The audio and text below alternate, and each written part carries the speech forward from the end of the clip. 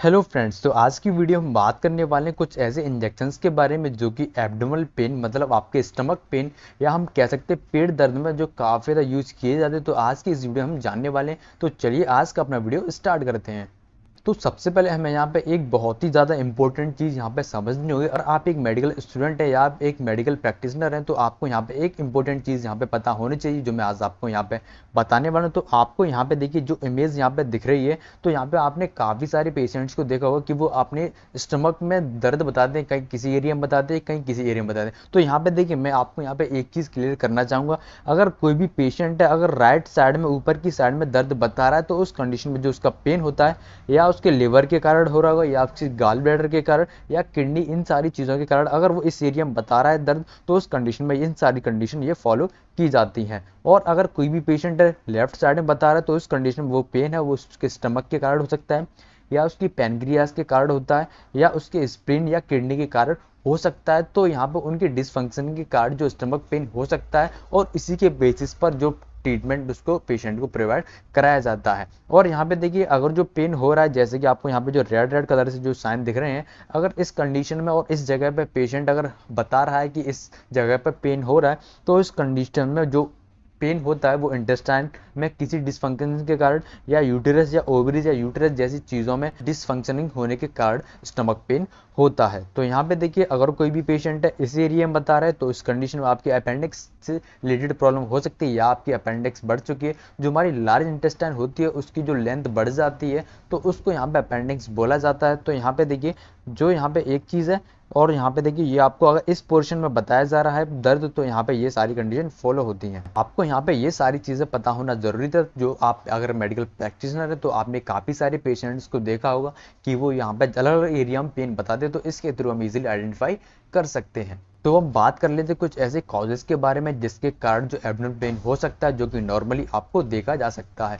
अगर आपको कोई भी चीज़ डाइजेस्ट नहीं हो रही या आपको इंडाइजेशन की प्रॉब्लम मतलब आप कोई भी चीज़ खाते हैं और आपके स्टमक जो एंजाइम है उसको डाइजेस्ट नहीं कर पाती, तो उस कंडीशन हमारे स्टमक पेन हो सकता है। और अगर कोई भी पेशेंट है उसको गैस बनती है, उसको गैस की प्रॉब्लम है, तो उस कंडीशन में एब्डोमेनल पेन होने के चांसेस होते हैं। और नेक्स्ट है हमारा वो है कॉन्स्टिपेशन। अगर आपको कॉन्स्टिपेशन की प्रॉब्लम है तब भी उसमें एब्डोमेनल पेन देखा जा सकता है। नेक्स्ट हमारा डायरिया। अगर आपको लूज मोशन हो जाती तो उस कंडीशन में एब्डोमेनल पेन हो सकता है। नेक्स्ट हमारा फूड एलर्जी। कोई भी है अगर उसको किसी भी पर्टिकुलर फूड से एलर्जी है तो उसमें भी एब्डोमेनल पेन हो सकता है। नेक्स्ट हमारा फूड पॉइजनिंग जैसी कंडीशन में भी एब्डोमेनल पेन हो सकता है। तो ये थे कुछ कॉमन कॉजेज जिसकी वजह से एब्डोमेनल पेन हो सकता है जो कि आपको नॉर्मली देखने को मिल सकता है। तो अब हम बात कर लेते कुछ ऐसे इंपॉर्टेंट टॉपिक के बारे में कि आखिरकार जो स्टमक पेन वाली जो टैबलेट आती है या जो इंजेक्शंस आते हैं वो आखिरकार काम कैसे करते हैं। तो जैसे कि मैं यहाँ पे आप समझो ये हमारा स्टमक है, तो और जो हमारे स्टमक की जो मसल्स होती हैं, जैसे ही हम कोई भी टैबलेट या इंजेक्शन लेते हैं तो ये उसकी मसल्स को रिलैक्स कर देता है और जो हमारी जीआईटी होती है उसकी मसल्स को भी ये बिल्कुल रिलैक्स कर देता है और इससे हमें पेन फील नहीं होता है, क्योंकि ये जो केमिकल मैसेंजर्स होते हैं जो कि हमारे ब्रेन तक सिग्नल पहुंचाते हैं कि पेन होने के, तो उसको ये ब्लॉक कर देता है। इस वजह से हमें पेन फील नहीं होता, लेकिन हमें पेन होता है क्योंकि हमारे ब्रेन तक वो सिग्नल नहीं पहुंच पा रहा। तो इस कंडीशन में हमें पेन पता नहीं चलता है। तो ये थी कुछ नॉर्मल वर्किंग जो कि आपको यहाँ पे पता होना जरूरी था। अब हम बात कर लेते कुछ ऐसे इंजेक्शंस के बारे में जो कि नॉर्मली यूज होते हैं एब्डोमिनल पेन में।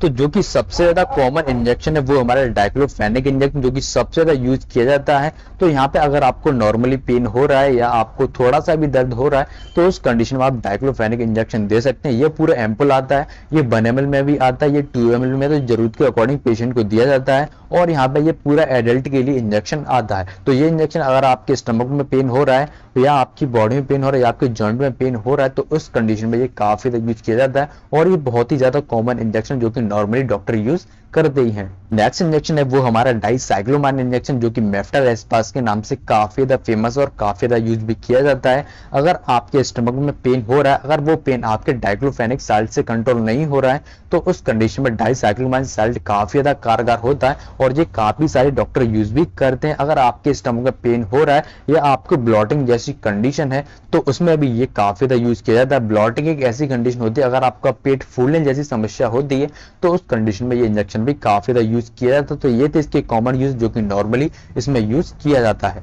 तो अब नेक्स्ट इंजेक्शन है वो हमारा डाइसाइक्लोमाइन और डाइक्लोफेनेक का दोनों का कॉम्बिनेशन है। तो यहाँ पे ये जो इंजेक्शन है ये भी काफी ज्यादा यूज किया जाता है। अगर पेशेंट का जो स्टमक पेन है उन दोनों इंजेक्शन के अलग अलग सीक्रेट साल से क्लियर नहीं होता है तो उस कंडीशन में सुपर एस्पार इंजेक्शन जो कि काफी ज्यादा कारगर होता है, इसके अंदर आपको दोनों के कॉम्बिनेशन देखने को मिल जाता है। आपको डाइक्लोफेनेक भी मिल जाता है और इसके अंदर आपको डाइसाइक्लोमाइन भी मिल जाता है। तो ये दोनों कॉम्बिनेशन यूज किया जाता है जो कि आपके एब्डोमिनल पेन की मसल्स को रिलैक्स करके काफी अच्छा आराम देते हैं। तो ये इंजेक्शन भी आपके ब्लॉटिंग, डिस्कम्फर्ट और एब्डोमिनल पेन जैसे कंडीशन में काफी ज्यादा यूज किया जाता है और काफी सारे एमबीबीएस डॉक्टर इसको प्रिस्क्राइब करते भी हैं। और ये इंजेक्शन भी एक तरह के एम्पल में ही आता है जो कि एक एडल्ट पेशेंट को पूरा दिया जाता है और ये उसको काफी जल्दी रिलीफ दे भी देता है। और ये इंजेक्शन सिर्फ और सिर्फ आपको इंट्रामस्कुलर ही लगाना है, ये इंजेक्शन आपको आईवी नहीं देना है। तो ये इस कुछ बातें जो आपको ध्यान रखनी चाहिए इस इंजेक्शन को यूज करने से पहले।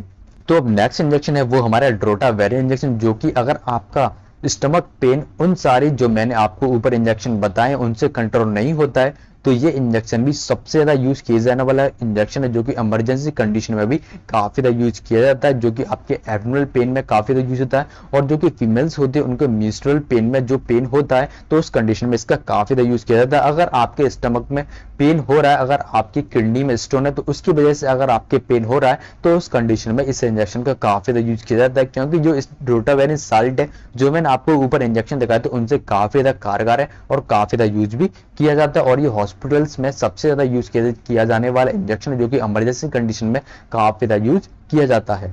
तो अब नेक्स्ट इंजेक्शन है वो हमारा हायोसिन के नाम से, जो कि बस्कोगास्ट के नाम से काफी ज्यादा फेमस है।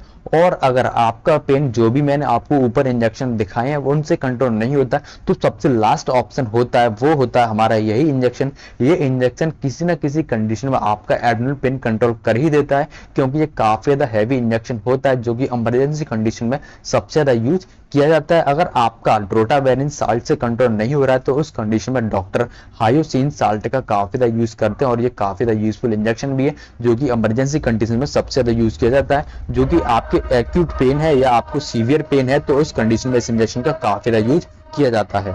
और ये इंजेक्शन भी आपकी ब्लोटिंग मतलब अगर पेट फूलना जैसी कंडीशन हो रही है या आपकी कॉन्स्टिपेशन की प्रॉब्लम है तो उसमें भी इस इंजेक्शन का काफी ज्यादा यूज किया जाता है और ये इंजेक्शन काफी ज्यादा कारगर भी है। और ये इंजेक्शन हमेशा इमरजेंसी कंडीशन में यूज किया जाता है। अगर आपका जो स्टमक पेन है अगर उन सारे इंजेक्शन से कंट्रोल नहीं हो रहा तो उसी कंडीशन में इस इंजेक्शन का यूज किया जाता है। लेकिन इस इंजेक्शन का साइड इफेक्ट ये है कि आपको ये स्लीपी सी फील कराएगा, आपको नींद जैसी कंडीशन लगेगी। तो ये इंजेक्शन भी काफी ज्यादा यूजफुल इंजेक्शन है जो कि काफी ज्यादा यूज भी किया जाता है।